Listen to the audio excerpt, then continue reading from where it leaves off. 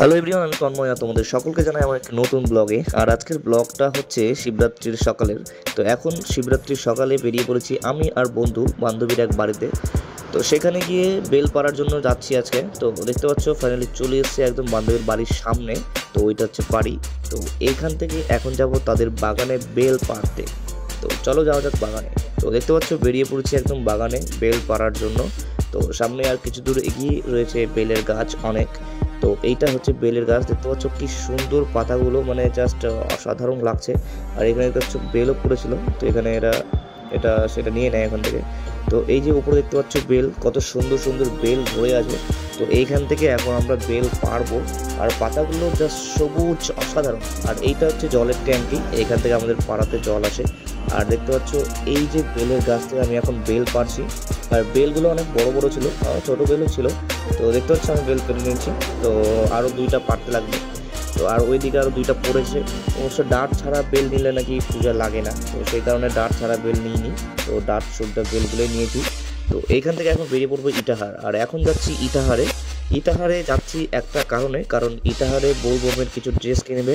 তো সেইখানে যাব। আর সেইখান থেকে কিনতে হবে লেবু। তো লেবু কিনে তারপরে আমরা চলে আসবো।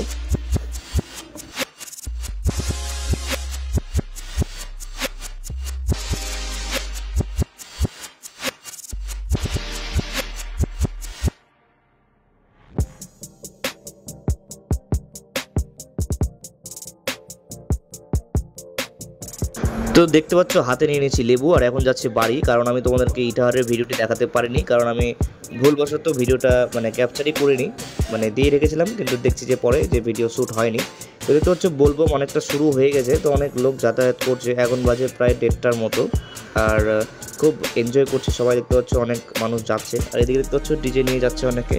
তো খুব সুন্দর লাগছে দেখে। আর আমি এখন যাচ্ছি লেবু নিয়ে, কারণ আমরা আমাদের পাড়ার সমস্ত ছেলেরা একত্রিত হয়ে আজকে সবাইকে শরবত খাওয়ানোর একটা প্ল্যান করেছি। তো সেখানে যাচ্ছি। তো তোমরা একদম ভিডিওটি স্কিপ না করে দেখতে থাকো, একদম সেখানে গিয়ে দেখা হচ্ছে।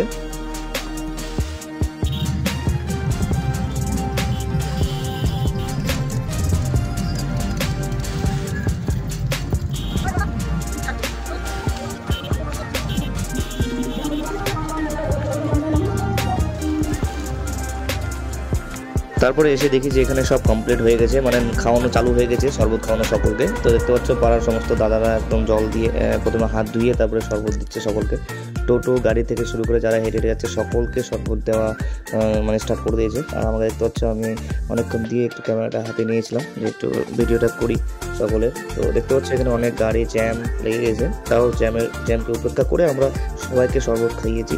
তো খুব ভালো লাগছিল তখন।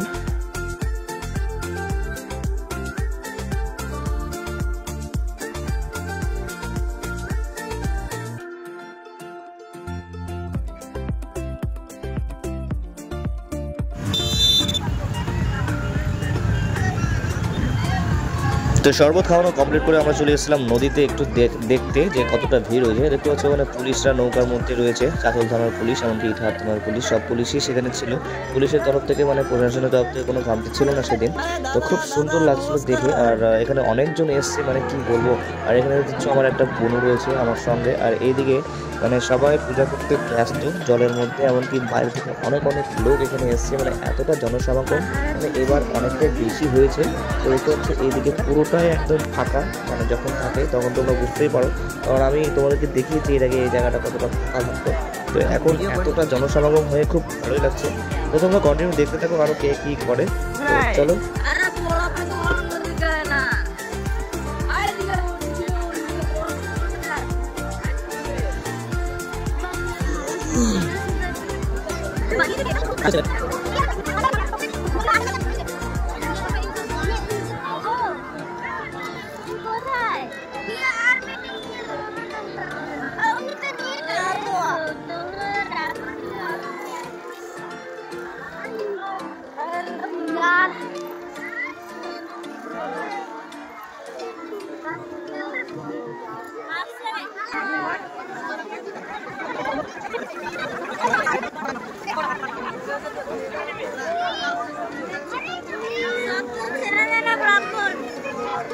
সবই তো জানা, কে ফের বাইরে থাকবে।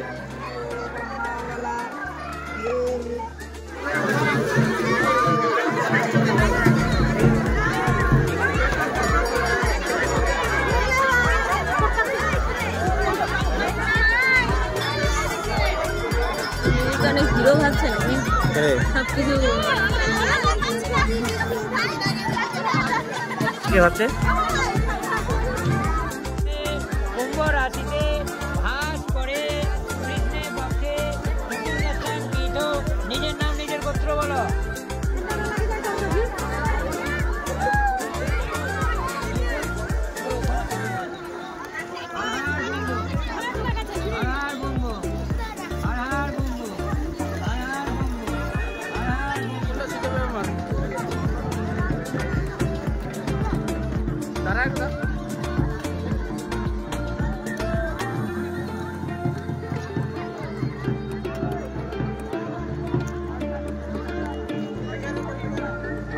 আর এইখানে আমারও অনেক লেট হয়ে যাচ্ছে, কারণ আমাকেও যেতে হবে ইটাহারে, কারণ আমিও জল এখনো পর্যন্ত ঢালা আমার হয়নি, যেহেতু ওদিকে অনেক সময় চলে গেছে সেই কারণে আজকে একটু লেট হয়ে গেছে আমার। তো এখন যাচ্ছি আমি একদম সোজা বেরিয়ে পড়বো, আর সেখানে গিয়ে একদম যাবো জল ঢালতে একদম ইটাহারে। তো দেখতে পাচ্ছ এই জায়গাতে অনেকজন রয়েছে, মানে এখন আস্তে আস্তে আরও ভিড়টা বাড়বে। তো এখানে সবাই মানে জল যাদের ভরা কমপ্লিট হয়ে গেছে তারা অবশ্যই যাবে। তো যাচ্ছে, আর সামনে একটা শিব মন্দির রয়েছে, সেখানে অনেকজন জল ঢালছে। তো অনেকেই অনেক জায়গায় জল ঢালবে আছে, তো আমরা একটু করে যাবো। তো চলো তোমরা দেখতে থাকো আরও সামনে কি দেখানো যায়। তো আর এইখানে তো হচ্ছে অনেক ধরনের দোকান, মানে আখের রস থেকে শুরু করে প্রত্যেকটা আইসক্রিম থেকে শুরু করে আরও অনেক দোকান এখানে রয়েছে। তো ছোটোখাটো একটা মেলা বললেই চলে। আর সেখানে দেখতে হচ্ছে ওই যে সামনে ওই বটগাছের নিচে একটি শিব মন্দির আছে, সেখানে অনেকজন জল ঢালছে। আর এইখানে একটি মন্দির রয়েছে, যে মন্দিরটি হচ্ছে এই ভক্তদের যে দান, সেই দানের অনুদানের থেকেই মানে আর কি মন্দিরটি করার সাহস পেয়েছে সবাই। তো দেখতে পাচ্ছি মন্দিরটিও অনেক দূর এগিয়ে গেছে। তো সকলকে বলবো সকলে দান করুক, আর এইভাবে যেন মন্দিরটি আরও তাড়াতাড়ি বেড়ে ওঠে। তো পরিচালনায় মিলন সংঘ ক্লাবের, তো পরিচালনা করছেন এই ক্লাবের সমস্ত ছেলেপেলেরা।